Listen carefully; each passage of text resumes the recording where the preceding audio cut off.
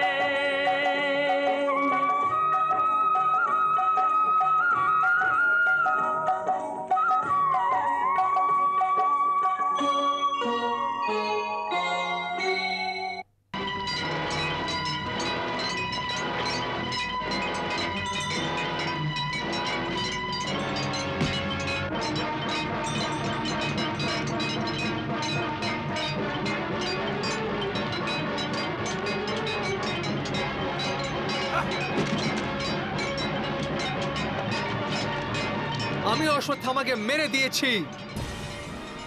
অশ্বত্থামা মারা গেছে। অশ্বত্থামা মেরে গেছে। অশ্বত্থামাকে মেরে ফেলেছে। অশ্বত্থামাকে আমি মেরে ফেলেছি। অশ্বত্থামা মারা গেছে। অশ্বত্থামাকে আমি মেরে ফেলেছি। অশ্বত্থামা মরে গেছে। অশ্বত্থামা মারা গেছে। অশ্বত্থামা মারা গেছে। হ্যাঁ, অশ্বত্থামা মারা গেছে। অশ্বত্থামা মেরে গেছে। অশ্বত্থামাকে আমি মেরে ফেলেছি। অশ্বত্থামা মেরে গেছে। মেরে ফেলেছে। না, এটা কি করে হতে পারে? এটা মিথ্যে। এটা মিথ্যে না গুরুদেব, অশ্বত্থামা মারা গেছে। মা বাবু, এটা কি ধরনের চেঁচামেচি? অশ্বত্থামা মারা গেছে? হ্যাঁ ভাগ্নে, আমি তো এটাই শুনছি যে অশ্বত্থামা মারা গেছে। হ্যাঁ গুরুদেব, অশ্বত্থামা সত্যি সত্যি মারা গেছেন। না, তোমরা সবাই মিথ্যে বলছো। মিথ্যে বলছো, আমাকে প্রতারিত করছো তোমরা। অশ্বত্থামা অজেয়, ওকে কেউ মারতে পারবে না। আমি মেরেছি ওকে। হ্যাঁ গুরুদেব, আমি অশ্বত্থামাকে মেরেছি। এই দেখুন, আমার গদা ও রক্ত দিয়ে লাল হয়ে গেছে। তুমি মিথ্যে কথা বলছো। তুমি মিথ্যে কথা বলছো। অশ্বত্থামা জীবিত আছে।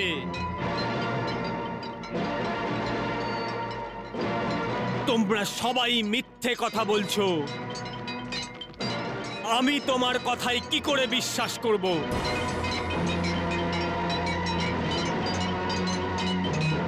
যুধিষ্ঠির, তুমি চুপ করে আছো কেন? কেন আছো চুপ করে? তুমি বলো এই সবকিছু মিথ্যে। মিথ্যে সবকিছু। অশ্বত্থামা জীবিত। তুমি তো ধর্মরাজ, ধর্ম কথা বলো। এটা কি সত্যি যে অশ্বত্থামা মারা গিয়েছে?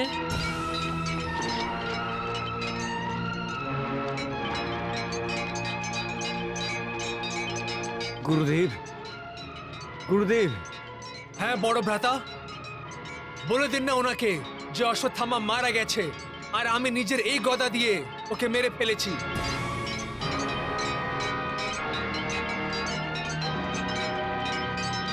বলুন বড় ভ্রাতা।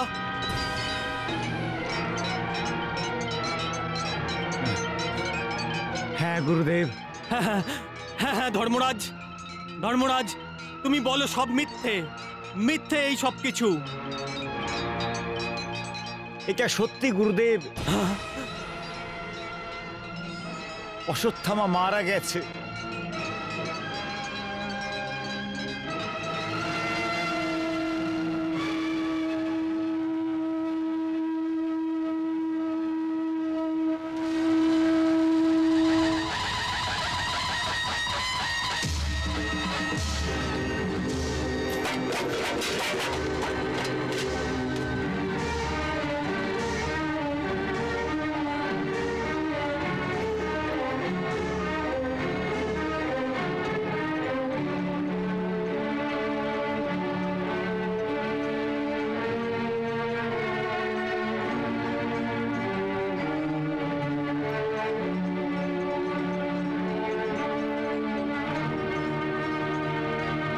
সেনাপতি ধৃষ্টদ্যুম্ন, আগে ভীমসেন ভ্রাতা। আমি নিজের কর্তব্য পূর্ণ করেছি, এখন তুমিও গিয়ে নিজের প্রতিজ্ঞা পূর্ণ করো।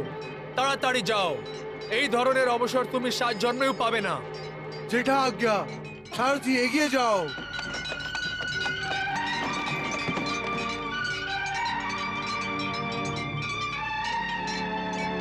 মহারাজ, ধর্মরাজের মুখ থেকে অশ্বত্থামার মৃত্যুর খবর শুনে দ্রোণাচার্যের হাত থেকে ওর ধনুক এবং তীর নিচে পড়ে গেছে, আর উনি স্বয়ং অজ্ঞান হয়ে নিচে পড়ে গেছে।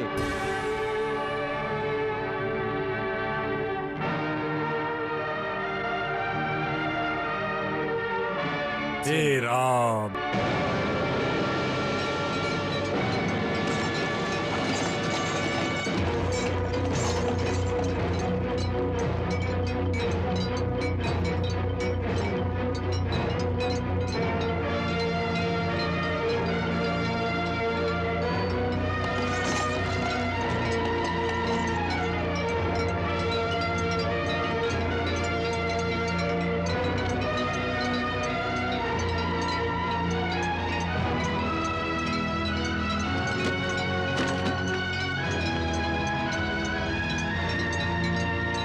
দ্রোণাচার্য!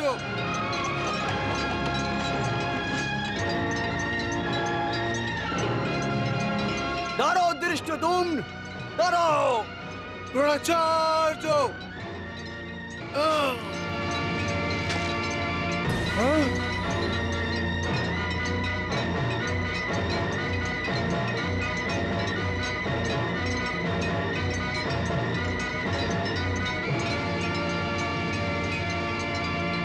দ্রোণাচার্য, আমি নিজের প্রতিজ্ঞা পূর্ণ করে নিয়েছি। আমি নিজের পিতার হত্যার প্রতিশোধ নিয়ে নিয়েছি। এটা তুমি কি করলে ধৃষ্টদ্যুম্ন? এটা কি অনর্থ করে ফেললে তুমি?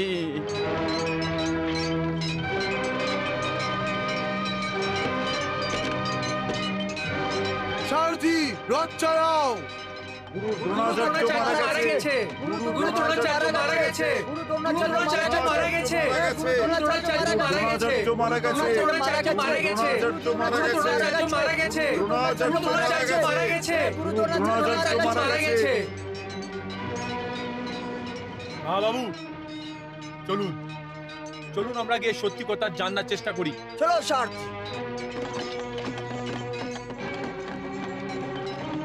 হে ধর্মরাজ, আমি আমার পিতার হত্যার প্রতিশোধ নিয়ে নিয়েছি।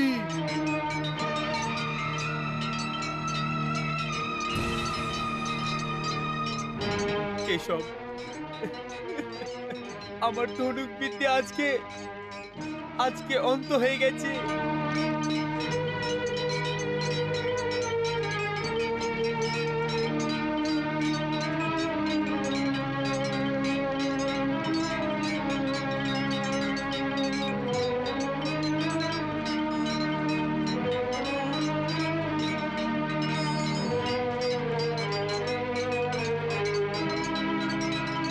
আমাকে ক্ষমা করে দিন গুরুদেব,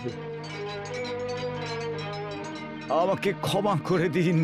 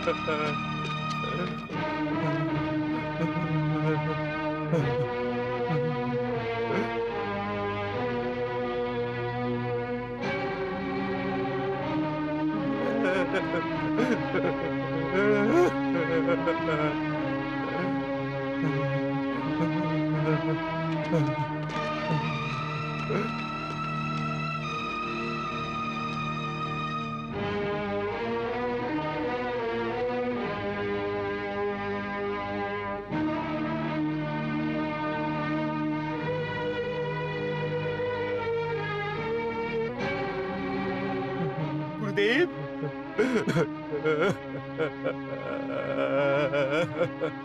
গুরুদেব, এই অনর্থ কি করে হয়ে গেল?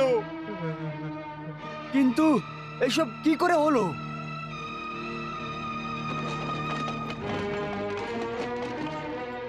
ভাগ্নে, এই দুর্ঘটনা কি করে ঘটলো?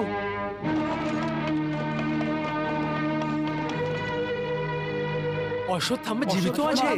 অশ্বত্থামা জীবিত আছে। জীবিত আছে। অশ্বত্থামা জীবিত আছে। বেঁচে আছে। অশ্বত্থামা জীবিত আছে। অশ্বত্থামা বেঁচে আছে। অশ্বত্থামা জীবিত আছে। অশ্বত্থামা? মা বাবু, মা বাবু, এটা কি? অশ্বত্থামা তো জীবিত আছেন।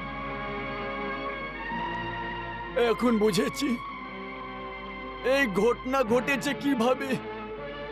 পাণ্ডবরা অশ্বত্থামার মৃত্যু গল্প রচনা করে আমাদের প্রতারিত করেছে, প্রতারিত।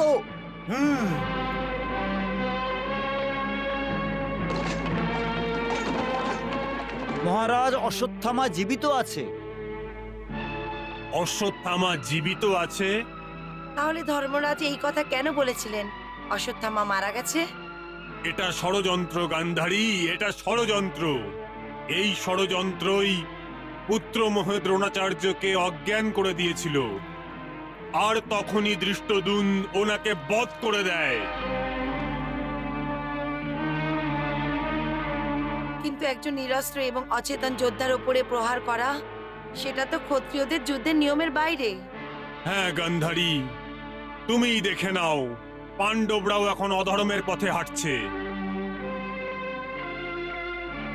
এরা নিরস্ত্র এবং অজ্ঞান দ্রোণাচার্যকে বধ করে যে পাপ করেছে, ওই পাপের দণ্ড এখন অশ্বত্থামা অবশ্যই ওদেরকে দিয়েই ছাড়বে।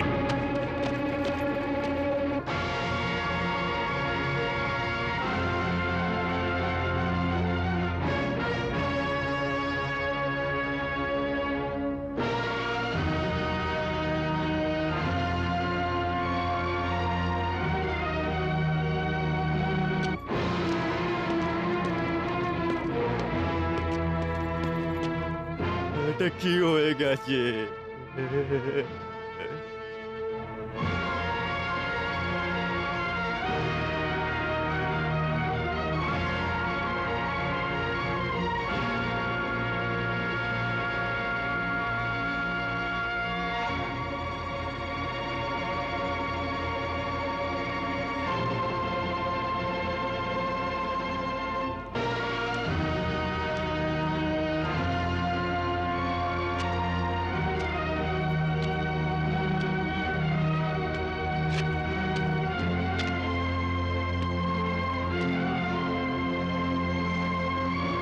অশ্বত্থামা, অনর্থ হয়ে গেছে। অশ্বত্থামা, অনর্থ হয়ে গেছে। দেখো, দেখো পাণ্ডবরা গুরু দ্রোণাচার্যর কি অবস্থা করে দিয়েছে।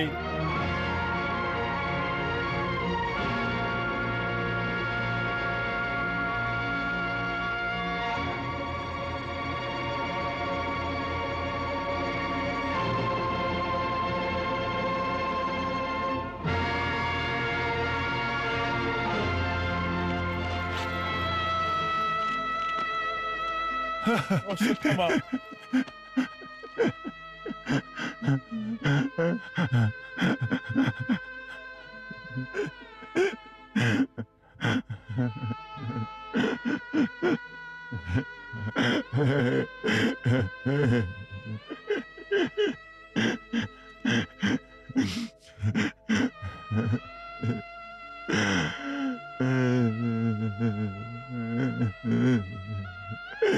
পিতাশ্রী,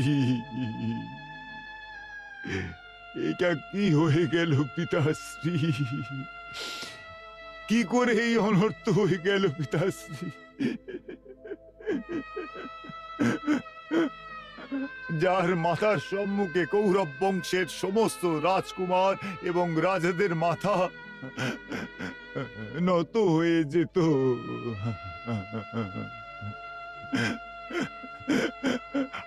আজ ওই মাথা মাটিতে টক্কর খাওয়ার জন্য পড়ে আছে।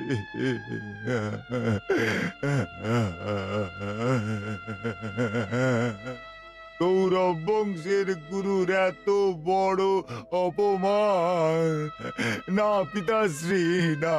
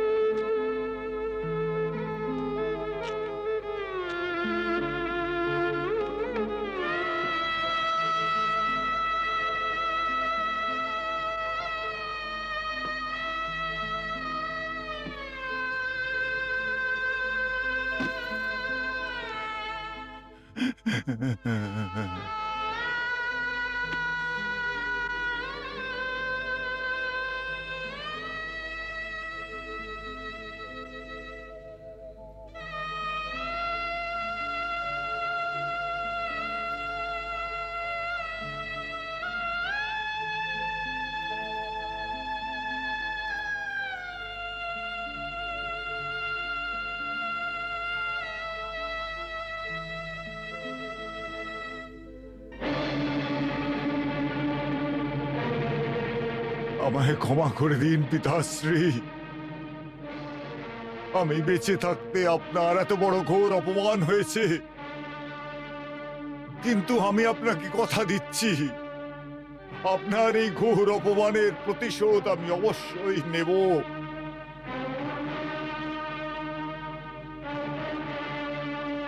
কে করেছে এই অনর্থ? কে করেছে? এখানে কি ওনাকে সাহায্য করার জন্য কেউই ছিল না? তোমার বোধের সমাচার শুনে আমি এখানে পৌঁছে তো গেছিলাম, কিন্তু অনেক দেরি হয়ে গেছিল অশ্বত্থামা, অনেক দেরি হয়ে গেছে। তার আগে আমি পাণ্ডব সেনাপতি ধৃষ্টদ্যুম্নকে আটকাতে যাচ্ছিলাম, তার আগেই আচার্য দ্রোণাচার্যের গলা কেটে ফেলে। ধৃষ্টদ্যুম্ন পিতাশ্রীকে বধ করেছে? আরে অর্জুন যখন ওনাকে বধ করতে পারতো না, তাহলে ধৃষ্টদ্যুম্ন এটা কি করে সম্ভব করলো? অশ্বত্থামা, তুমি পাণ্ডবদের ওই ষড়যন্ত্রকে ভুলে যাচ্ছ, যা ওরা তোমার মৃত্যুর মিথ্যে সমাচার ছাড়িয়ে দিয়ে করেছিল। অশ্বত্থামা, তুমি তো জানোই যে গুরু দ্রোণাচার্য তোমাকে কত ভালোবাসতেন। সেই জন্যই দুর্ভাগ্যবশত এই মিথ্যেকে উনি সত্যি মনে করে নিয়েছিলেন, আর ওনার হাত থেকে শস্ত্র নিচে পড়ে গেছে।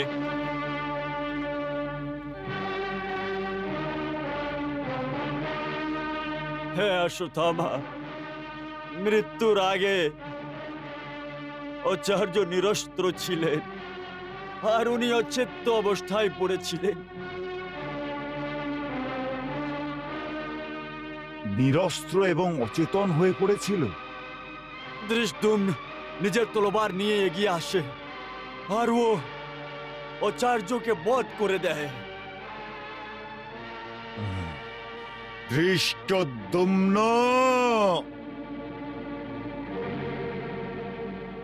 আর ও আচার্যের মাথার দেহ থেকে আলাদা করে দেয়। তারপর ও আচার্যের কাটা মুন্ডি ধরে ফেলে দেয়। ধৃষ্টদ্যুম্ন!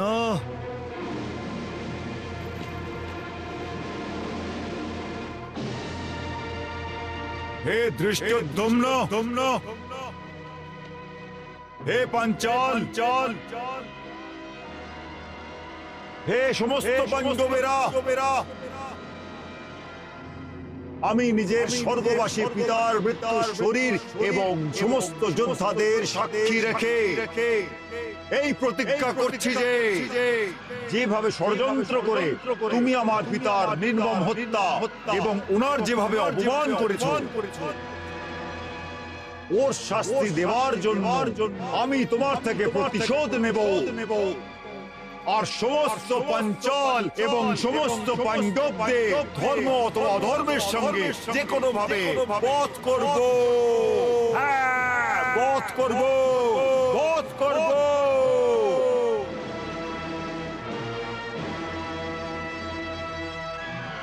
আর আজকেই মহাতেজস্বী নারায়ণ অস্ত্রের প্রয়োগ করব।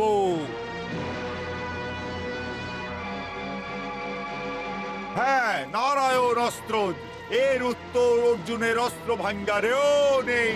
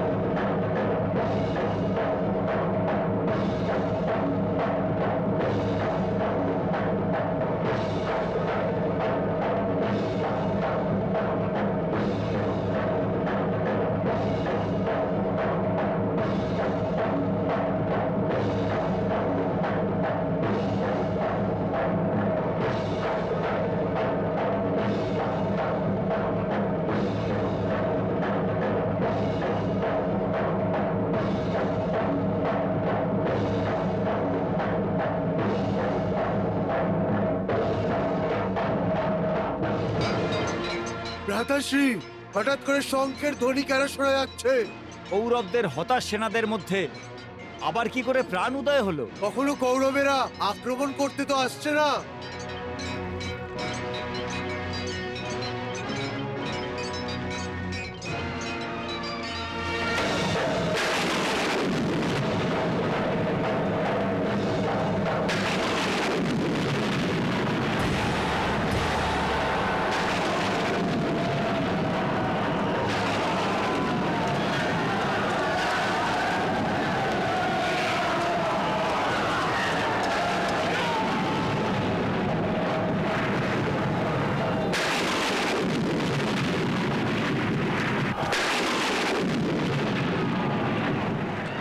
ব্রহ্মাস্ত্রের প্রয়োগ করেছে আর এখন পুত্র মহানারায়ণের অস্ত্রের প্রয়োগ করতে যাচ্ছে। সবাই পাগল হয়ে গেছে। আশ্চর্যের কথা তো এই যে অধর্মের রাস্তাতে পা রাখবার সময়তে এদের পা একদম কাঁপছে না। গান্ধারী, এই সময়ে সবচেয়ে বড় অধর্ম ধৃষ্টদ্যুম্ন করেছে। আর অভিমন্যুর বধ করার সময় দ্রোণাচার্য কোন ধর্মের পালন করেছিলেন মহারাজ? যাদের অস্ত্রর জ্ঞান নেই, ওদের উপরে ভয়ঙ্কর অস্ত্র নিক্ষেপ করার সময় দ্রোণাচার্য কি ধর্মের রক্ষা করেছিলেন মহারাজ? গান্ধারী, তুমি সব সময় এত কটু কথা কেন বলো? ক্ষমা করুন মহারাজ, কিন্তু আমি করব তো কি করব? মনের মধ্যে বিষের জ্বালামুখী ফুটছে। যদি কখনো কারোর উপরে নিজের বিবশতার ঢাকনা রাখি তো ঢাকনা উড়ে যায়।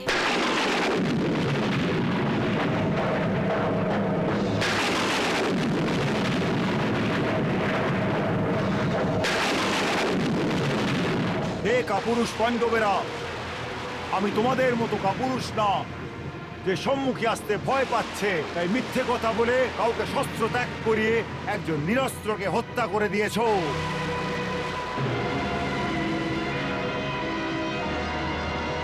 যুধিষ্ঠির, সাবধান হয়ে যাও। আমি তোমার থেকে আমার পিতার নির্মম হত্যার প্রতিশোধ নিতে আসছি। যদি তোর বাহুতে শক্তি থাকে তাহলে বাঁচিয়ে নে নিজের সৈনিকদের।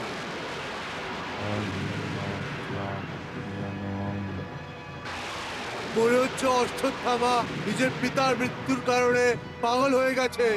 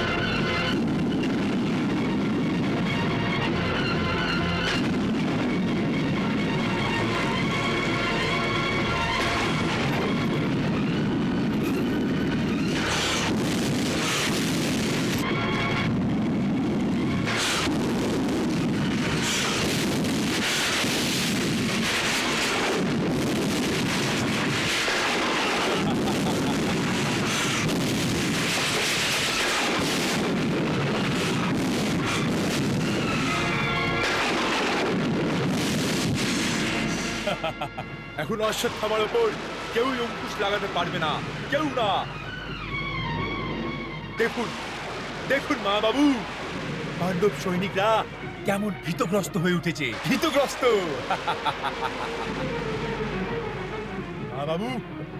মা বাবু আমি অশ্বত্থামার এরকম রৌদ্র রূপ এর আগে আমি কোনোদিন দেখিনি। হ্যাঁ ভাগ্নে, অশ্বত্থামা ওর পিতার মৃত্যু প্রতারিত করার জন্য ক্রোধে পাগল হয়ে গেছে, আর এই পাগলামিতে ও পাণ্ডবদের এবং সৈনিকদের ধ্বংস করে দেবে।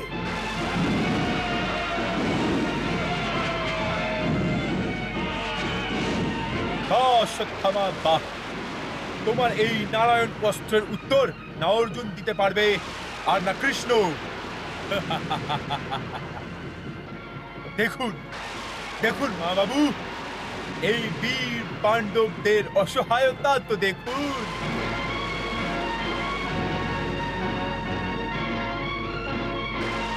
ভাগ্নে, মনে হচ্ছে অশ্বত্থামা আজকেই তোমার গলায় বিজয়ের মালা পরিয়ে দেবে। হ্যাঁ মা বাবু, আপনি ঠিকই বলছেন, ঠিক।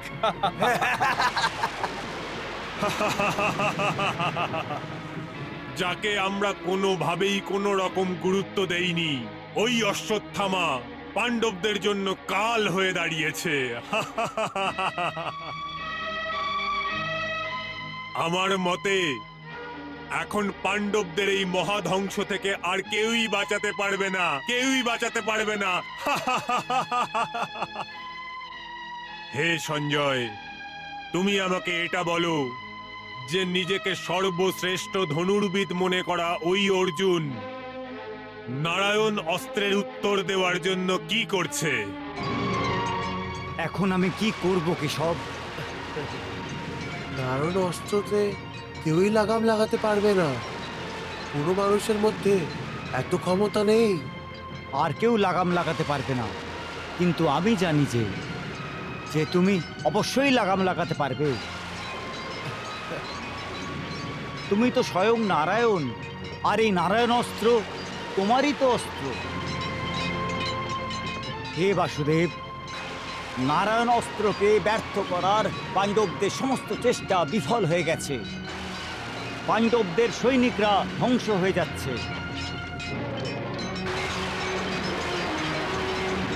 আমার বোধ হয় এটা ওই অর্ধেক সত্যি আর অর্ধেক মিথ্যার পরিণাম, যা আমি দ্রোণাচার্যকে নিরস্ত্র করার জন্য বলেছিলাম। কিন্তু আমার পাপের শাস্তি আমার সৈনিকদের কেন দেওয়া হচ্ছে?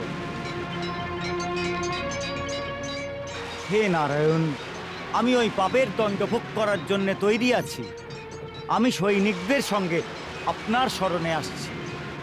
আমাদের রক্ষা করো বাসুদেব, আমাদের রক্ষা করো। কেশব,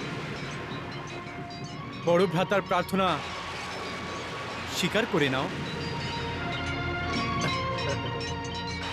বড় ভ্রাতা, পাণ্ডব সৈনিকদের আপনি অধিপতি, সেই জন্য সৈনিকদের রক্ষা আপনি করবেন। কিন্তু কি করে কেশব, কি করে? নারায়ণ অস্ত্রের বিনাশ থেকে আমি কি করে বাঁচাবো? নারায়ণ অস্ত্রের বিনাশের রহস্য আমি আপনাকে বলছি। নারায়ণ অস্ত্রের উত্তর দিয়ে ওর অপমান করবেন না। নিরাস্ত্র হয়ে ওর সম্মুখে হাত জোর করে নিন। স্বয়ং ওর তেজ, ক্রোধ এবং প্রভাব সবকিছু শান্ত হয়ে যাবে।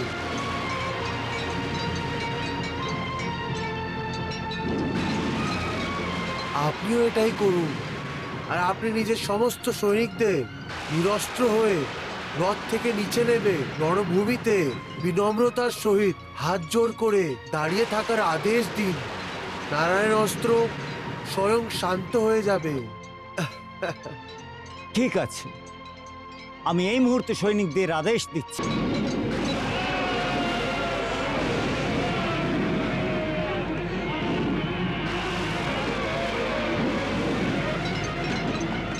এই বীর যোদ্ধারা নিজের নিজের শস্ত্রদেরকে নিচে রেখে দাও এবং নিজের নিজের রথ থেকে নিচে নেমে পড়ো আর হাত জোর করে দাঁড়িয়ে পড়ো।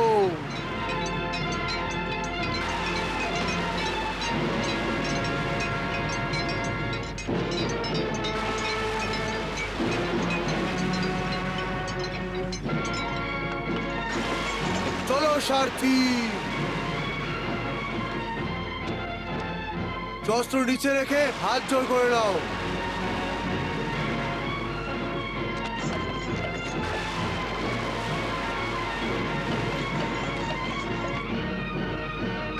ভীমভ্রাতা, আপনিও নিজের শস্ত্র নিচে রেখে দিন আর রথ থেকে নেমে প্রণাম করুন। সেনাপতি মহাশয়, এটা কি বলছেন আপনি? শস্ত্র নিচে ফেলার আদেশ দিচ্ছেন আপনি? যুদ্ধভূমিতে আমরা যুদ্ধ করতে এসেছি, শস্ত্র ফেলে শস্ত্রের অপমান করার জন্য নয়।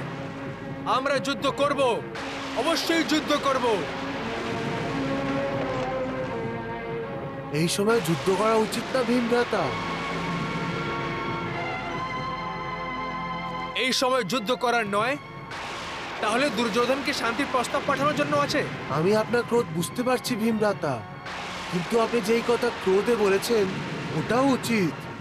এই সময় শান্তি প্রস্তাব রাখার নয়, কিন্তু এই সময় যুদ্ধ করা উচিত নয়। আমি তোমার কথায় আসবো না মধুসূদন। যদি আমরা হাত বেঁধে দাঁড়িয়ে থাকি তাহলে নারায়ণ অস্ত্র থেকে যেসব অস্ত্রগুলি বেরোবে ওরা আমাদেরকে নষ্ট করে দেবে। না না ভীমভ্রাতা, বরং যদি আপনি হাত জোর করে দাঁড়িয়ে থাকেন তাহলে নারায়ণ অস্ত্রের ক্রোধ শান্ত হয়ে যাবে। আর যদি অস্ত্র উঠিয়ে নারায়ণ অস্ত্রের প্রতিকার করার চেষ্টাও করবেন তাহলে নারায়ণ অস্ত্র ভয়ঙ্করভাবে ধ্বংস করে দেবে। সেই জন্য আপনি আপনার অস্ত্র নিচে রেখে রথ থেকে নিচে নেমে আসুন। আমি সবাইকে এই বিনতিই করছি। চলো অর্জুন। যথা আজ্ঞা মধুসূদন।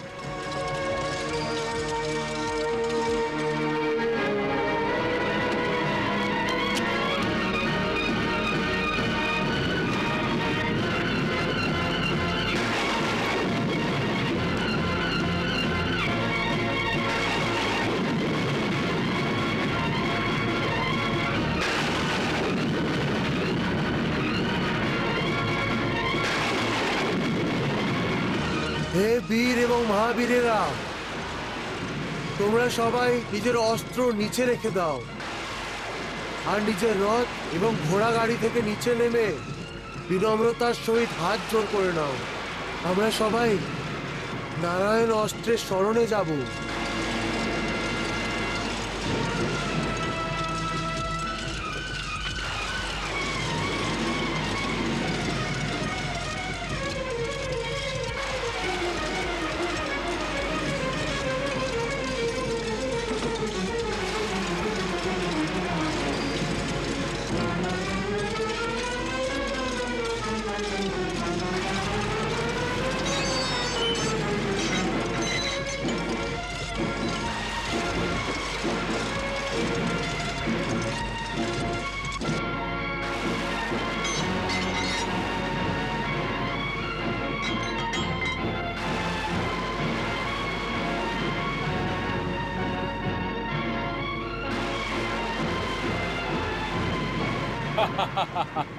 দেখুন মা বাবু, দেখুন পাণ্ডবদের মতন যোদ্ধারা নিজের নিজের রথ থেকে নিচে নেবে নারায়ণ অস্ত্রকে বিনম্র হয়ে প্রণাম করছে।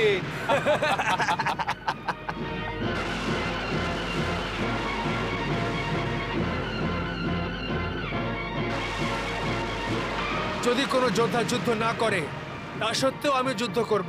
নিজের বাহুবলের মাধ্যমে আমি নারায়ণ অস্ত্রের নিবারণ করব।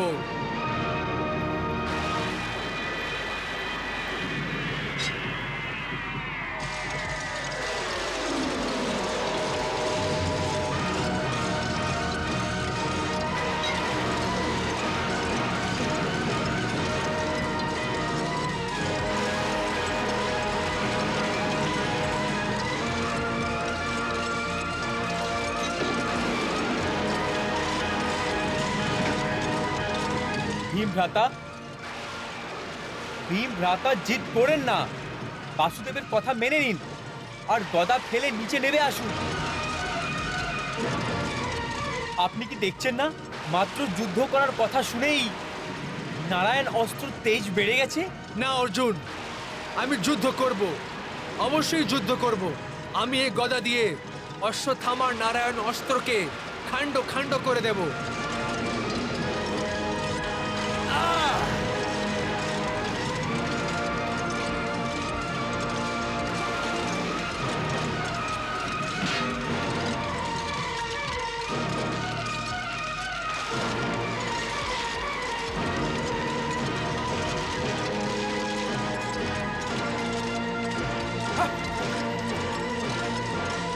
দেখে নিয়েছেন ভাগ্নে, ভীম নিজের শক্তির অহংকারে নারায়ণ অস্ত্রের সাথে লড়াই করার জন্য মূর্খতার প্রদর্শন করছে।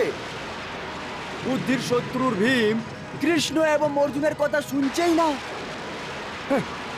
ও এটা জানে না যে যুদ্ধ শক্তি দিয়ে না, বুদ্ধি দিয়ে জিততে হয়, বুদ্ধি দিয়ে। হ্যাঁ বাবু, করতে দিন ভীমকে আত্মহত্যা করতে দিন, ভালোই কথা। এইভাবেই এক এক করে আমাদের সব শত্রু কম হয়ে যাবে। হ্যাঁ যুবরাজ, এই নারায়ণ অস্ত্র দিয়ে শুধু ভীমই নয়, বরং 5 জন পাণ্ডবেরা অবশ্যই ধ্বংস হয়ে যাবে। হ্যাঁ অশ্বত্থামা, তুমি এর থেকে ভালো শ্রদ্ধাঞ্জলি নিজের পিতাকে দিতে পারতে না। এটা করে তোমার পিতা যে 5 পাণ্ডবদের মারা প্রতিজ্ঞা করেছিল, ওই প্রতিজ্ঞাটাও পূরণ হয়ে যাবে।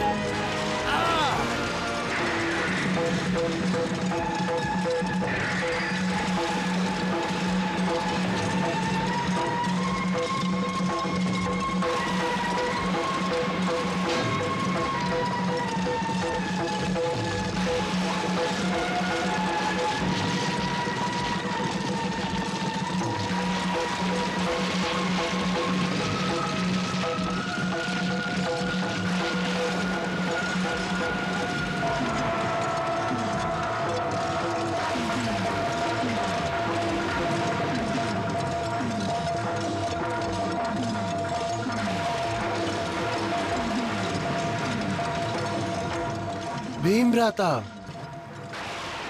যখন আমরা সবাই আপনাকে যুদ্ধ না করার বিনতি করছি, আপনি তার সত্ত্বেও যুদ্ধ করছেন।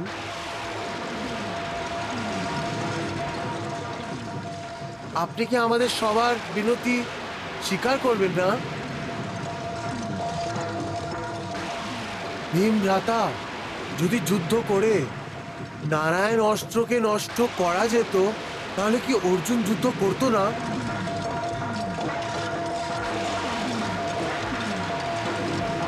ভীমভ্রাতা, মেনে নিচ্ছি যে আপনি আমাদের মধ্যে সবচেয়ে শক্তিশালী। আপনি 10টি হাতির বল প্রাপ্ত করেছেন, তাও আপনি দেখে নিলেন যে আপনার এই বল নারায়ণ অস্ত্রের বিরুদ্ধে পর্যাপ্ত নয়। তাহলে আপনি কেন যুদ্ধ করতে চান? আপনি নিজের অস্ত্র নিচে রেখে তো দেখুন যে কি পরিণাম হয়।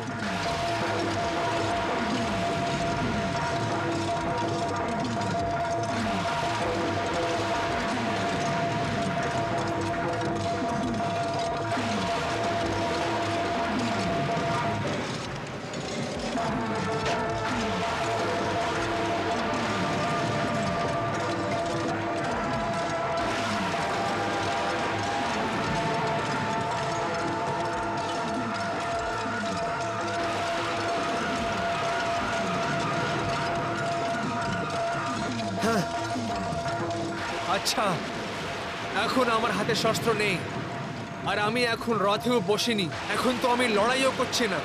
কিন্তু আপনার মনে তো যুদ্ধ করার বিচার চলছে। হ্যাঁ, এই কথাও বিপজ্জনক ভীমভ্রাতা।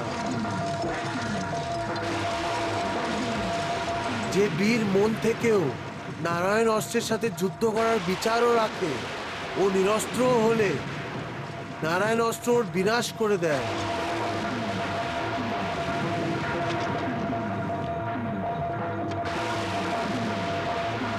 সেই জন্য ভীমভ্রাতা, আপনি নারায়ণ অস্ত্রের সাথে যুদ্ধ করার বিচার নিজের মন থেকে বের করে দিন, আর মন থেকে ওনার স্মরণে চলে যান।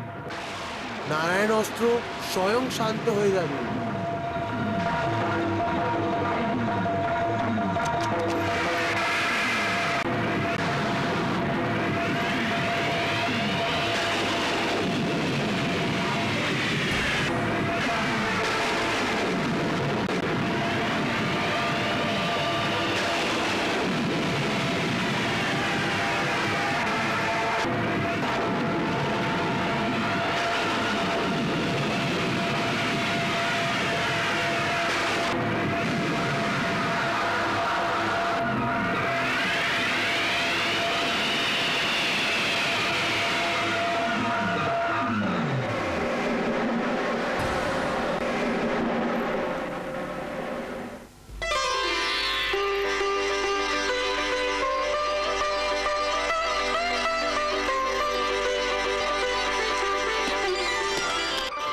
তথাস্তু।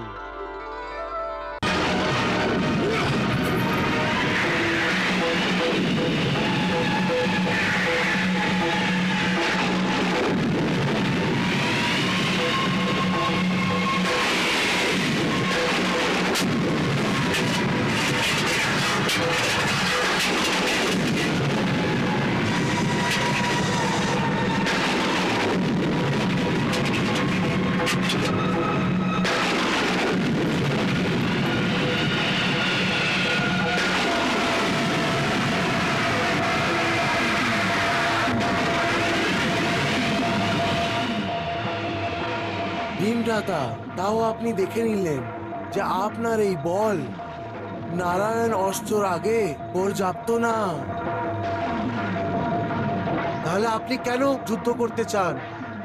আপনি নিজের অস্ত্র নিচে রেখে তো দেখুন যে কি পরিণাম হয়।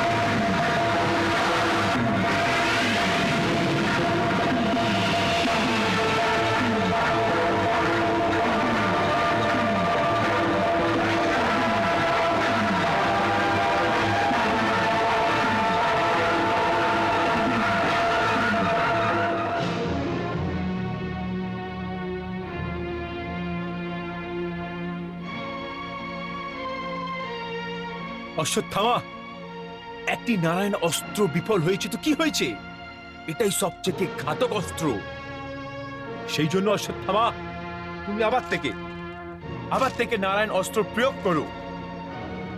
না যুবরাজ, আমি এখন আর নারায়ণ অস্ত্রের প্রয়োগ করতে পারবো না। তুমি প্রয়োগ করতে পারবে না? কিন্তু কেন অশ্বত্থামা, কেন? কারণ নারায়ণ অস্ত্রের প্রয়োগ শুধু একবার করা যেতে পারে গান্ধার নরেশ।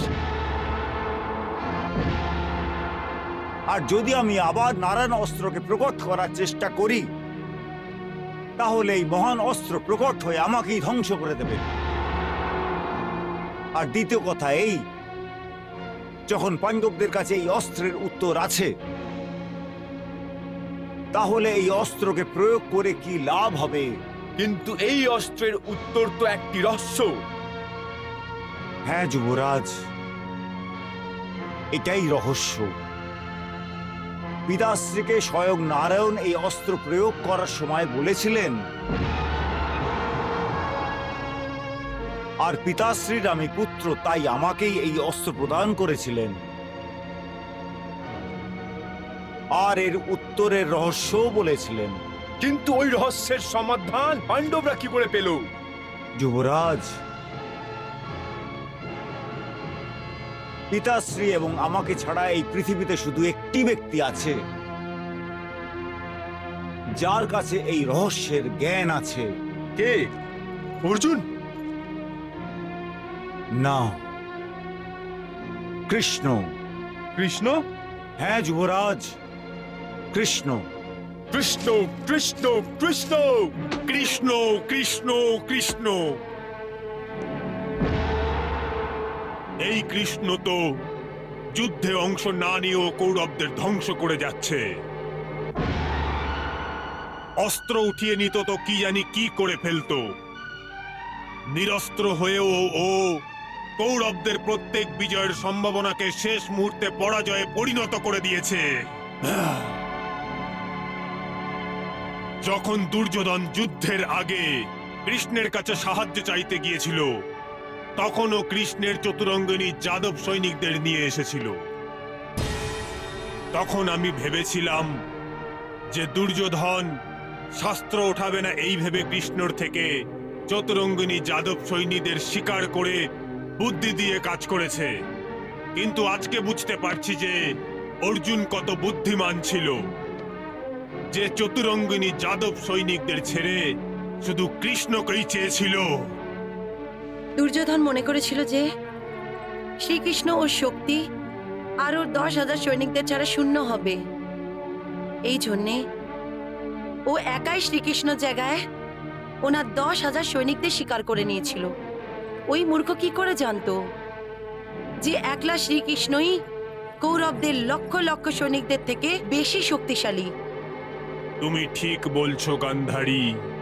জানি না মহারাজ, শ্রীকৃষ্ণ থাকার ফলে দুর্যোধন কি করে পাণ্ডবদের পরাজিত করবে? হ্যাঁ গান্ধারী, কৃষ্ণ আমাদের জন্য সবচেয়ে বড় সমস্যা হয়ে দাঁড়িয়েছে। কিন্তু এই সময়ে কৌরবদের সম্মুখে কৃষ্ণ থেকেও বড় সমস্যা এটাই যে দ্রোণাচার্যের মৃত্যুর পরে ওনার পরিবর্তে কাকে সেনাপতি বানানো উচিত।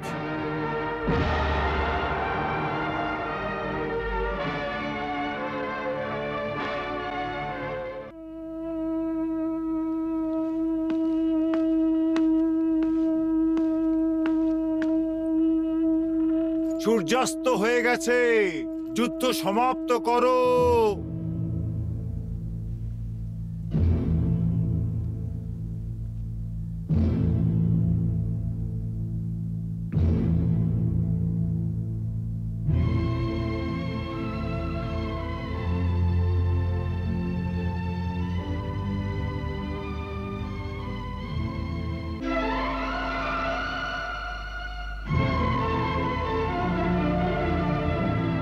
তোমরা সবাই মুখ ভার করে কেন বসে আছো? দুষ্টদুম্ন নিজের প্রতিজ্ঞা পূর্ণ করে নিয়েছে, মহারাজ দ্রৌপদের হত্যার প্রতিশোধ নিয়ে নিয়েছে। অশ্বত্থামার নারায়ণ অস্ত্রের প্রভাব থেকে আমরা বেঁচে গেছি, এটা আমাদের বিজয়ের প্রতীক। তাহলে আমরা শোক কেন করছি? শুধু গুরু দ্রোণাচার্যের বধের জন্য? হ্যাঁ ভীমসেন, কিন্তু আমরা ওনাকে শ্রদ্ধাঞ্জলি তো দিয়ে দিয়েছি।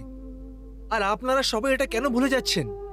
উনি যুদ্ধ আরম্ভ হওয়ার পূর্বে স্বয়ং বলেছিলেন যে যদি বিজয় প্রাপ্ত করতে চাও তাহলে আমাকে বধ করে দাও।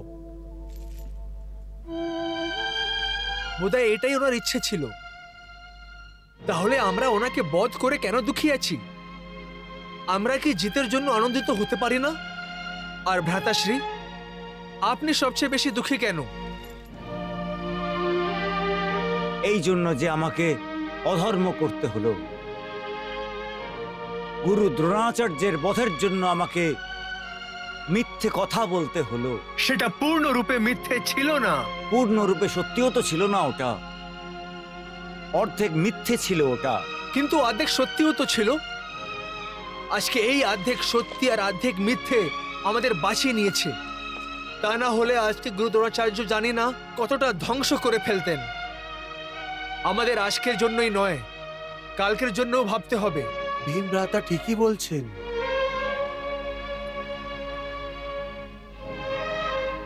প্রণাম বাসুদেব। এখন আমাদের কালকের জন্য ভাবতে হবে। আমাদের কালকের যুদ্ধনীতি তৈরি করার আগে এই কথাও ভাবতে হবে যে এখন গুরু দ্রোণাচার্যের জায়গায় কৌরব পক্ষের সেনাপতি কে হবে। কৃপাচার্যকে ছাড়া কৌরবেরা আর কাকে সেনাপতি বানাতে পারেন? উনি সবার থেকে যুদ্ধ করতে দক্ষ এবং অভিজ্ঞ। সেই জন্য আমার বিচারে কৃপাচার্যকেই সেনাপতি করা হবে।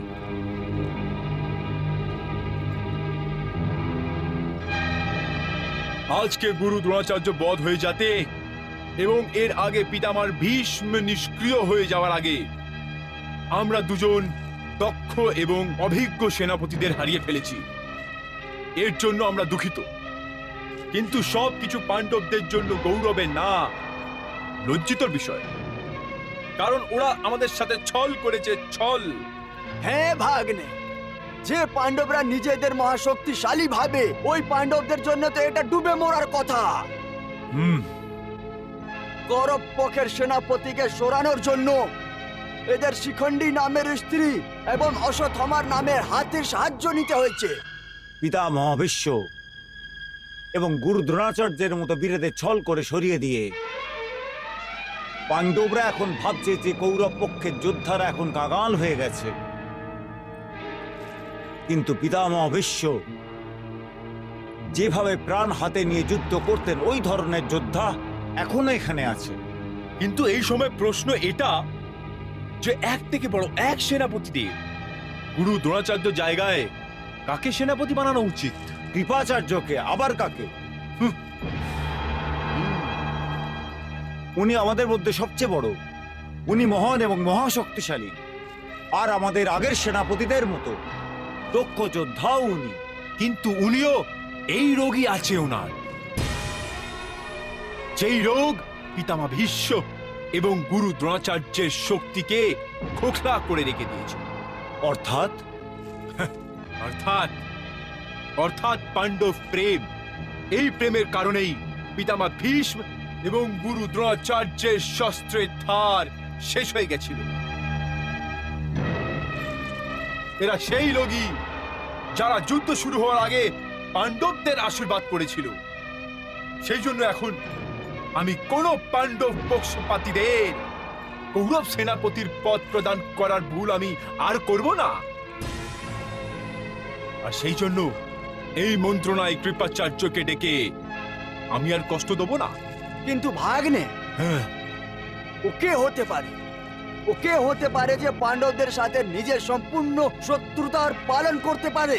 ওই যে আমার সাথে পুরো বন্ধুত্ব নিভাচ্ছে, সেই যে আমার কাঁধ থেকে কাঁধ মিলিয়ে যুদ্ধ লড়ে, ওই যে আমার জন্য নিজের প্রাণের বলি দিয়ে দেয়, আমার ওই বন্ধু অঙ্গরাজ কর্ণ।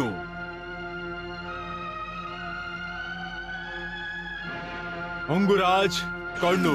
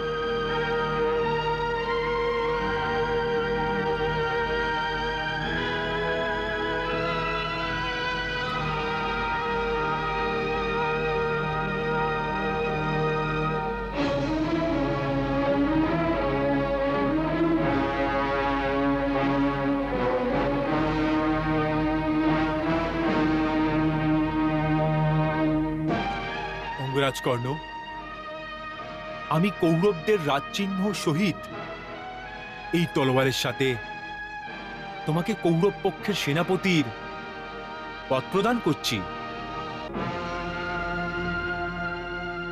কারণ আমাকে তোমার সাথে নিজের মিত্রতা এবং পাণ্ডবদের সাথে তোমার শত্রুতা দুটোর উপরই সম্পূর্ণ বিশ্বাস আছে।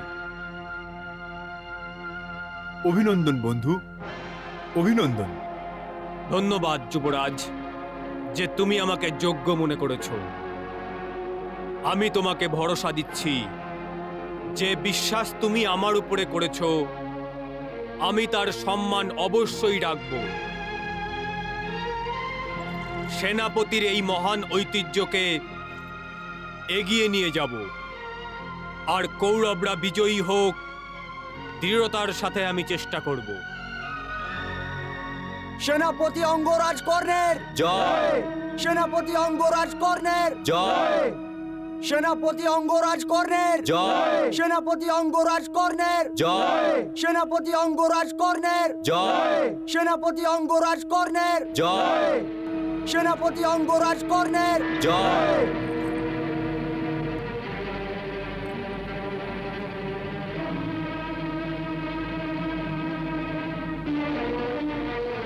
কর্ণের সেনাপতি হওয়ার খুশিতে কৌরব সৈনিকরা শঙ্খ বাজাচ্ছে। এটা ভেবেই তো ভয় হচ্ছিল। কর্ণ থেকে ভয়? হ্যাঁ, কর্ণর থেকেও বেশি কর্ণের তুনিরে যে দিব্য অস্ত্র আছে ওর থেকে। ভ্রাতাশ্রী, আপনার নিজের মন থেকে এই ভয় বের করে দিন। আমার কাছে কর্ণের প্রত্যেক তীরের, প্রত্যেক অস্ত্রের উত্তর আছে। প্রথমবার তো আমরা কর্ণের সাথে যুদ্ধ করছি না, আর কর্ণের সাথে কি ধরনের ভয় ভ্রাতাশ্রী? কর্ণকে আমরা কয়েকবার পরাজিত করে দিয়েছি, আর এইবারেও আমরা ওই সুত পুত্রকে পরাজিত করব। ভীমসেন, শত্রুকে দুর্বল করার ভুল কখনোই করা উচিত নয়। আর কর্ণের মতো শত্রুকে একদমই দুর্বল ভাবা উচিত নয়। কর্ণকে আমরা দুর্বল ভাবছি না ভ্রাতাশ্রী, কিন্তু আমরা ওকে ভয় পাই না। আমার টুনিরের প্রত্যেকটা তীর কর্ণর সাথে যুদ্ধ করার জন্য অস্থির হয়ে যাচ্ছে। কর্ণকেও আমার সাথে যুদ্ধ করার জন্য অস্থির হয়ে যাচ্ছে। আমি এই যুদ্ধেই সুতপুত্রের এই অন্তিম ইচ্ছে পূর্ণ করতে চাই। হে অর্জুন, হে ভীমসেন, পিতামহ ভীষ্ম এবং গুরু দ্রোণাচার্যকে রাস্তা থেকে সরিয়ে এটা ভেবো না যে কৌরবরা দুর্বল হয়ে গেছে। পিতামহ ভীষ্ম, গুরু দ্রোণাচার্য আর অঙ্গরাজ কর্ণ, কৌরবদের এই তিনজন সেনাপতি ভার্গব পরশুরামের শিষ্য ছিলেন। সেই জন্য কর্ণের সেনাপতি হয়ে যাওয়ায় কৌরবদের শক্তি কম হয়ে যায়নি, বরং কৌরব আগের চেয়েও বেশি শক্তিশালী এবং বলশালী হয়ে গেছে। এরকম বলে আপনি ভীষ্ম পিতামহ এবং গুরু দ্রোণাচার্যের দুজনের বীরত্বীরের অপমান করছেন। আপনি কি কর্ণকে পিতামহ ভীষ্ম এবং গুরু দ্রোণাচার্য থেকে বেশি শক্তিশালী বলে মনে করেন? হ্যাঁ হ্যাঁ হ্যাঁ, আমি কর্ণকে পিতামহ ভীষ্ম এবং দ্রোণাচার্য থেকেও শক্তিশালী মনে করি। কিন্তু গুরু দ্রোণাচার্য এবং পিতামহ ভীষ্ম এই দুজনের মধ্যে অনেক বড় পার্থক্য আছে। পিতামহ ভীষ্ম এবং গুরু দ্রোণাচার্যের মনে আমাদের প্রতি মমতা ছিল, কিন্তু অঙ্গরাজ কর্ণের মনেতে আমাদের জন্য শুধু ঘেন্না, শুধু বিদ্বেষ আছে। এই ঘৃণা কর্ণকে পাণ্ডবদের বিরুদ্ধে পিতামহ ভীষ্ম এবং গুরু দ্রোণাচার্যের থেকে বেশি শক্তি দেয়। দুর্যোধন এখন কর্ণ এবং পাণ্ডবদের মধ্যে শত্রুতার জন্য আমাদের পরাজিত করতে চায়। যে ধ্বংস পিতামহ ভীষ্ম এবং গুরু দ্রোণ করতে পারেনি, ওই ধ্বংস অঙ্গরাজ কর্ণ অবশ্যই করতে পারবে। ও আমাদের সর্বনাশ করতে পারে। সেই জন্য কর্ণকে অন্য কারুর থেকে কম ভেবো না।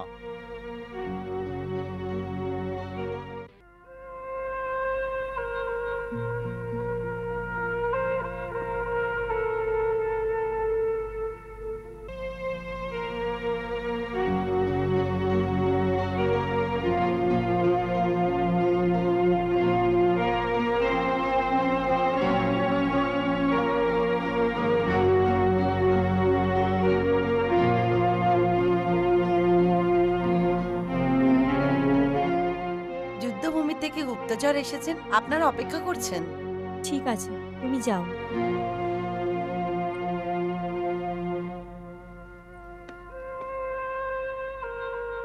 হ্যাঁ গুপ্তচর, কি বার্তা নিয়ে এসেছো? খবর শুভ না রাজমাতা। কি কোনো পাণ্ডবের? না, এরকম কোনো খবর না। সমস্ত পাণ্ডবরা সুরক্ষিত আছেন, কিন্তু কৌরবদের সেনাপতি গুরু দ্রোণাচার্যের বধ হয়ে গেছে। হে ভগবান, ওনার আত্মাকে শান্তি দিন। কিন্তু পাণ্ডবদের শিবিরে অশান্তি দেখা যাচ্ছে। শান্তি কি করে হতে পারে? নিজের হাতেই নিজের গুরুর বধ করে পাণ্ডবরা শান্ত হয়ে কি করে থাকতে পারে?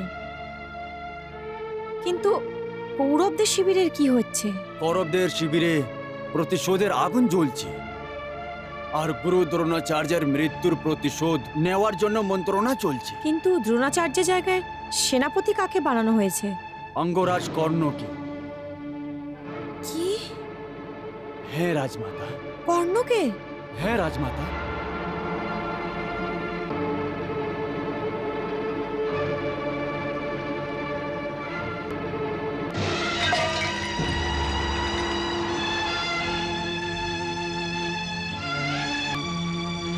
রাজমাতা, প্রণাম রাজমাতা।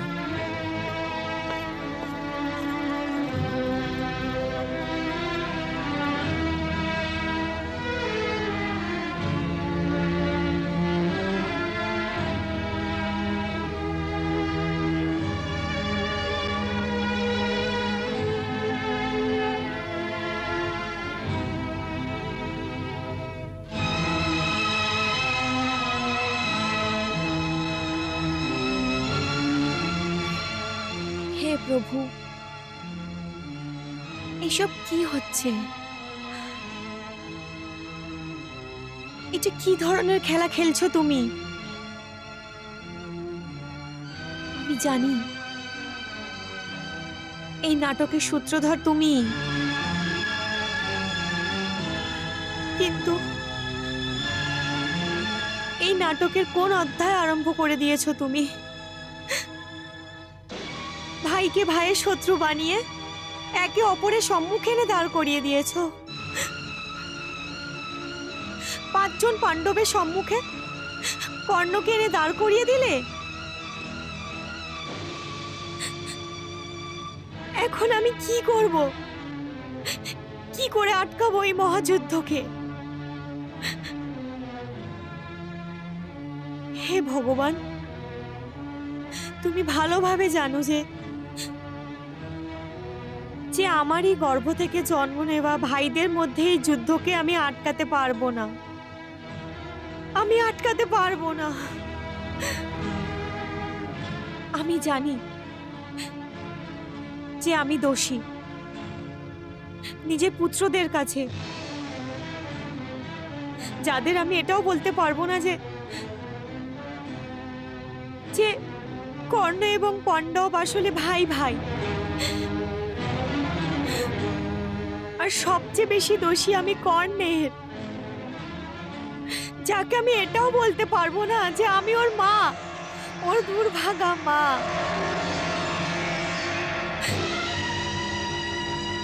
আমি সর্বদা এই খেলায় পর্দার পেছনে ছিলাম,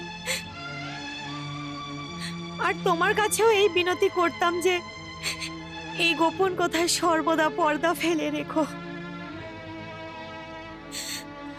হে প্রভু, এখনো তোমাকে এই প্রার্থনা যে আমার লজ্জার রক্ষা করো।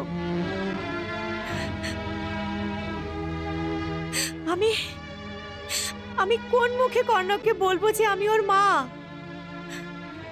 আর এটাও যে আমি ওকে আমার কুমারী অবস্থায় জন্ম দিয়েছি।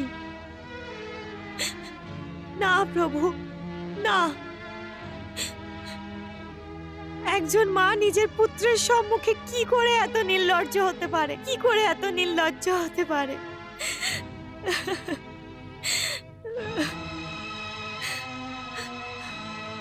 না প্রভু, না। আমাকে দ্বিধায় ফেলো না। আমাকে পর্দার পেছনেই থাকতে দাও। কিন্তু কর্ণকে এটা তো বলে দাও যে পাণ্ডবরা ওদের ভাই, যাতে কর্ণের হাতে ওরই ভাইদের হত্যার অধর্ম না হোক।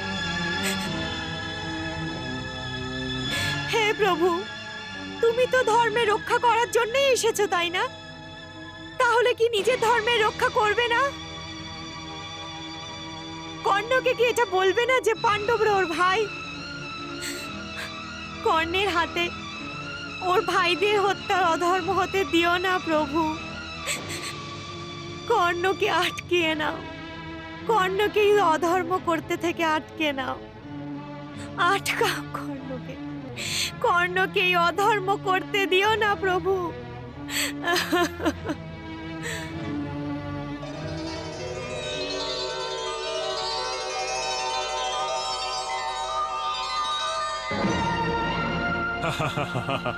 সম্ভবত অর্জুনের কাছে কর্ণের প্রত্যেক তীর এবং প্রত্যেক অস্ত্রের উত্তর হবে, কিন্তু কর্ণের কাছে ইন্দ্রের দেওয়া যে অদম্য শক্তি আছে তার উত্তর কি আছে অর্জুনের কাছে? না যুবরাজ, অর্জুনের কাছে ইন্দ্রের দেওয়া এই অদম্য শক্তির কোনো উত্তর নেই। কারণ যার ওপরেই এই শক্তির প্রয়োগ হবে ও অবশ্যই মরে যাবে। আমি এখনো পর্যন্ত এই শক্তির প্রয়োগ করিনি, কারণ এই শক্তির ওপর আমি অর্জুনের নাম লিখে রেখেছি। অর্জুনের নাম। কালকে আমি সর্বপ্রথম অর্জুনের সাথে যুদ্ধ করব, আর নিজের অদম্য শক্তির প্রয়োগ করে আমার পরম শত্রু অর্জুনকে বধ করব। এটা তোমাকে আমি বচন দিচ্ছি মিত্র, বচন দিচ্ছি। অর্জুনকে বধ করার পর আমি শেষ 4 জন পাণ্ডবকে নিজের অস্ত্রের প্রভাবে বন্দী বানিয়ে তোমার সম্মুখে নিয়ে আসব, অথবা ওদের কেউ পরলোকে পৌঁছে দেব। মিত্র দুর্যোধন, আমি কালকেই এই যুদ্ধকে সমাপ্ত করে দেব, কালকেই। আর কালকেই পাণ্ডবদের ধ্বংস করে দেব, সম্পূর্ণ ধ্বংস।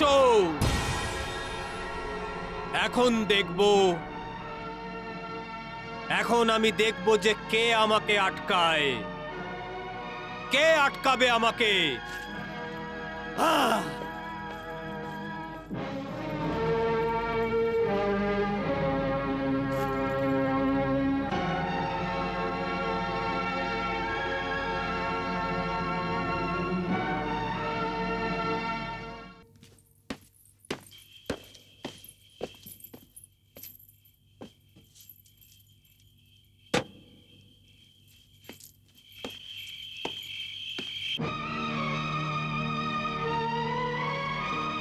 বাসুদেব,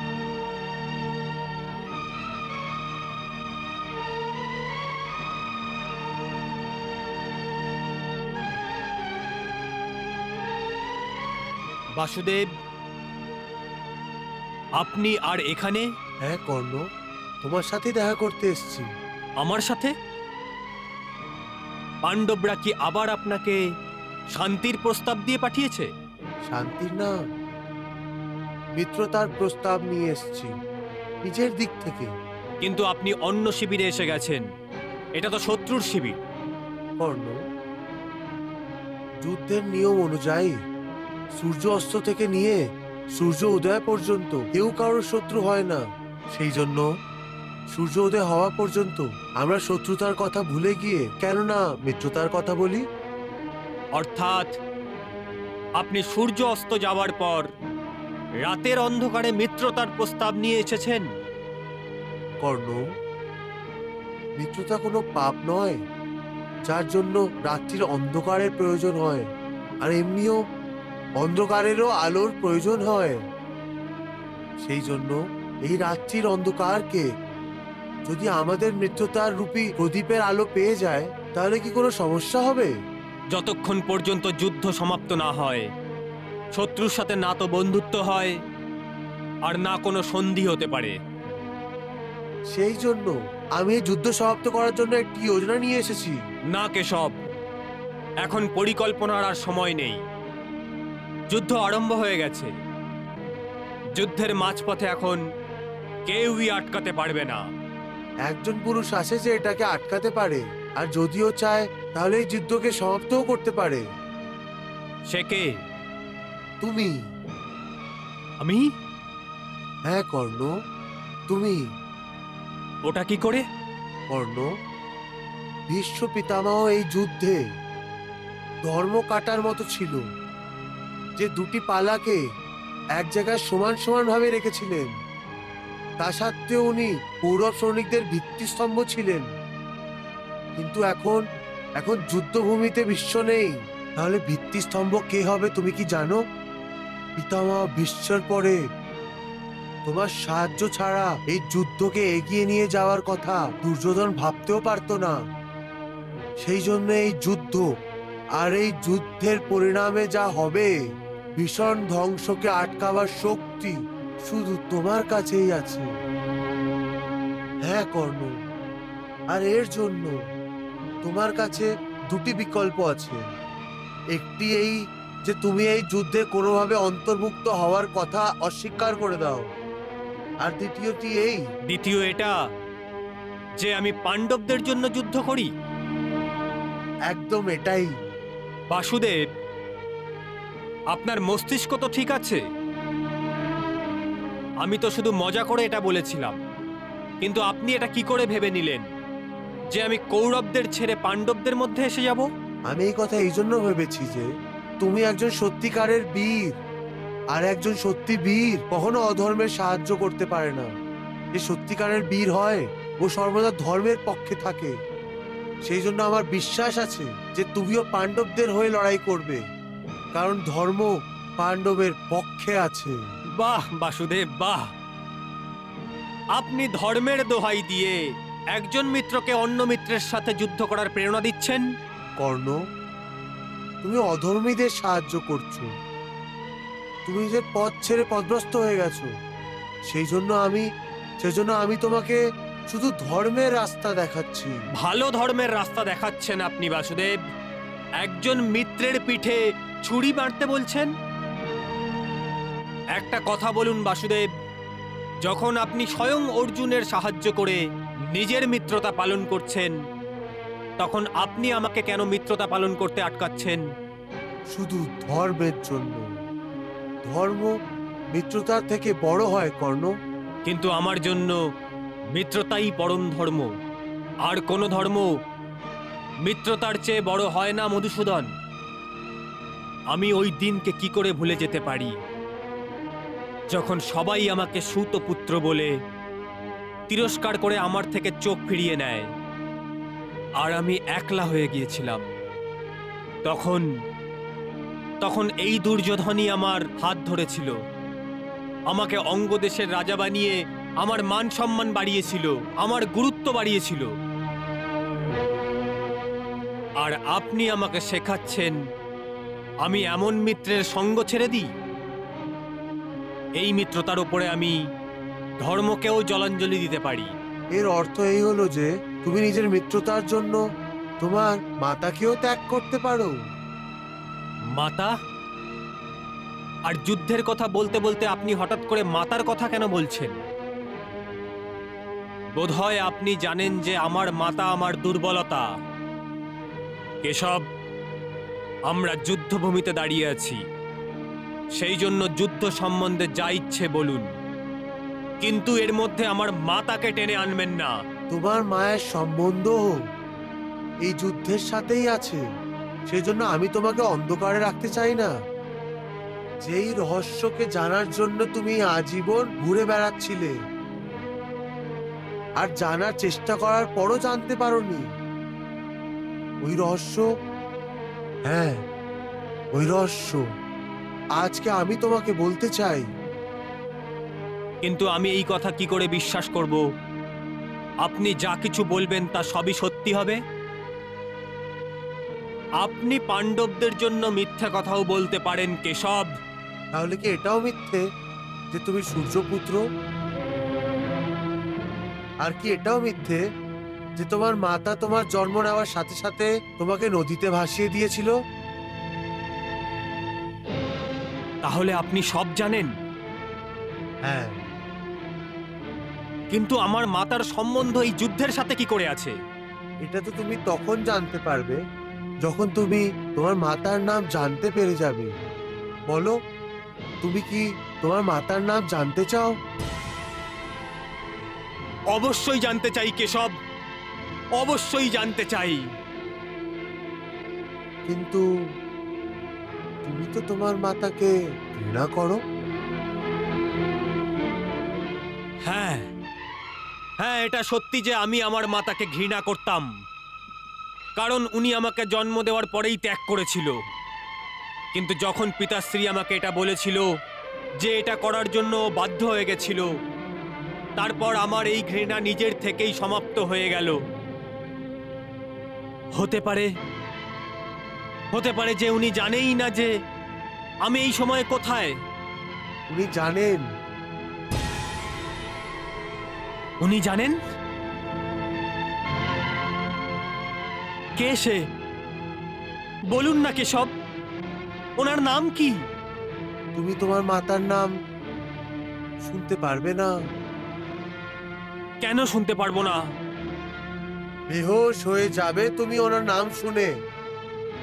আমার হৃদয় এত কোমল না কেশব। ভেবে নাও, মিত্রতা এবং শত্রুতার সমস্ত সম্পর্কই বদলে যাবে। এই মহাযুদ্ধের সংজ্ঞাই বদলে যাবে শুধু তোমার জন্য। যুদ্ধের সংজ্ঞা বদলে যাবে? এইভাবে রহস্যের কথা বলে আপনি আমাকে আরো অস্থির কেন করে দিচ্ছেন?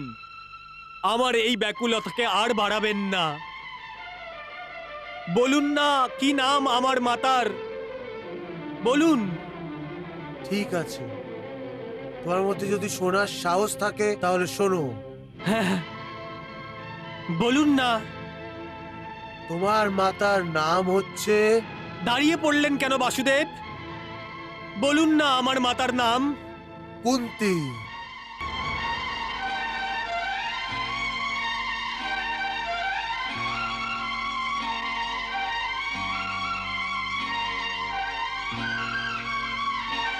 আরে ও সুতপুত্র,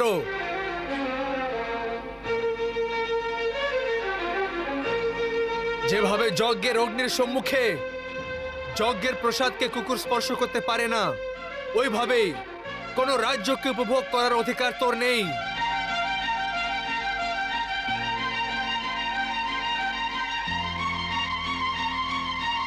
ভালো হয়েছে যে তোর পিতা এখানে এসে তোকে বাছিয়ে নিয়েছে। এখন যা, ঘোড়ার লাগাম হাতে নিয়ে রথ চালা। আরে একটু নিজের মিত্রকে তো জিজ্ঞেস কর যে ও অধিরথের পুত্র না অন্য কারুর। আমি অন্য কারো পুত্র নয় রাজকুমার ভীম, আমি এনারই পুত্র, এনারই একজন সারথীর।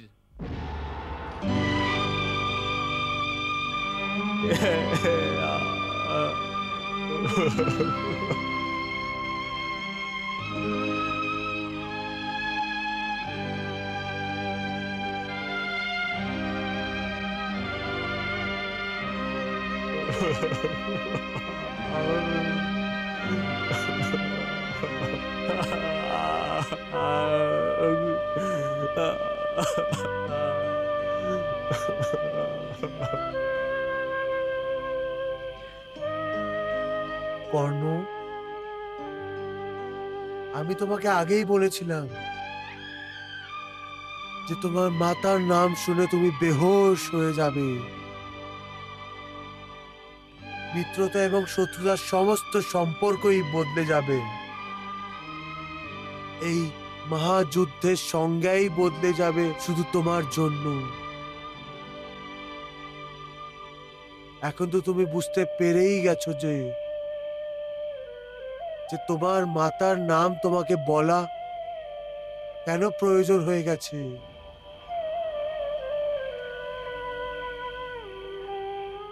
তুমি কণ্ঠেও, তুমি পাণ্ডব, আর 5 জন পাণ্ডব তোমার ভাই। এটা সত্যি না কেশব, এটা সত্যি না। এই সব কিছু আপনি এই জন্য বলছেন কারণ আপনি চান যে আমি পাণ্ডবদের সাথে যুদ্ধ না করি। একদম এটাই কারণ আমি চাই না যে সম্পর্ক সম্বন্ধ রক্তে ডুবে যাক। ভাই ভাই এর রক্তে হাত রঙে নেয়। কিন্তু এটা সত্যি কি করে হতে পারে? যদি মহারানী কুন্তি আমার মাতাই হয়ে থাকে তাহলে উনি প্রত্যেক মুহূর্তে আমার পাশে থেকেও আমার থেকে দূরে কেন থাকে? কেন আমাকে বলেননি যে পাণ্ডবরা আমার ভাই? আমাকে আজীবন নিজের মমতা থেকে বঞ্চিত কেন রেখেছেন? প্রত্যেকবার আমি কষ্টে ঘিরে আছি তা দেখেও উনি চুপ করে কেন ছিলেন? ওই সভায় যখন সুতপুত্র বলে আমাকে তিরস্কার করা হচ্ছিল ওই সময় তো উনিও ওখানে উপস্থিত ছিলেন। তখন কেন মৌনব্রত ধারণ করেছিলেন? তখন কেন সবার সম্মুখে সত্যি কথা বলেননি যে আমি সুতপুত্র না বরং ওনার নিজের রক্ত? পাণ্ডব, আমি পাণ্ডব।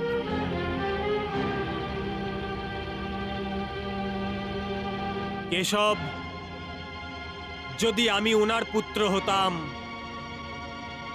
তাহলে উনি এইভাবে চুপ করে বসে থাকতেন না। কেন নিজের হৃদয়ের উপর পাথর রেখে পাষাণের মূর্তির মতো বসেছিলেন? বলুন না কেশব, কেন? এই প্রশ্নের উত্তর আমি তোমাকে দিতে পারবো না। উত্তর আপনি এই জন্য দিতে পারবেন না যে এর মধ্যে কোনো সত্যিই নেই। এই সমস্তটা মিথ্যে কথা।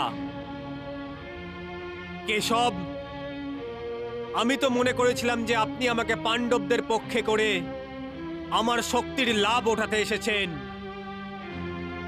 কিন্তু আপনি আমার শক্তির না, আমার দুর্বলতার লাভ ওঠাতে এসেছেন। আমার দুর্বলতার লাভ। আমার মাতা আমার দুর্বলতা। এরকম করবেন না মধুসূদন। আপনি এটা বলে দিন যে এই সমস্তটাই মিথ্যে কথা, সবটাই মিথ্যে। এটাই সত্যি যে তুমি কুন্তির পুত্র।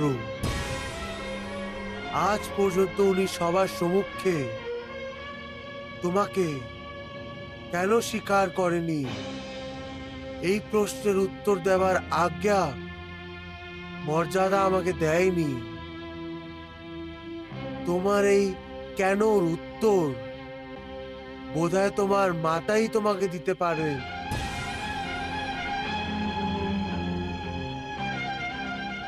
আমি তোমাকে এই সব কিছু এই জন্য বলেছি কারণ এই যুদ্ধে যে ধ্বংস হবে তাকে যেন আমি থামাতে পারি। এটাই আমার ধর্ম ছিল। আমি জানি যে তুমি আমার কথার বিশ্বাস করতে চাইবে না, কিন্তু আমি এটাও জানি যে তোমার আত্মাই এই সত্যির জ্ঞান তোমাকে দেবে। হ্যাঁ,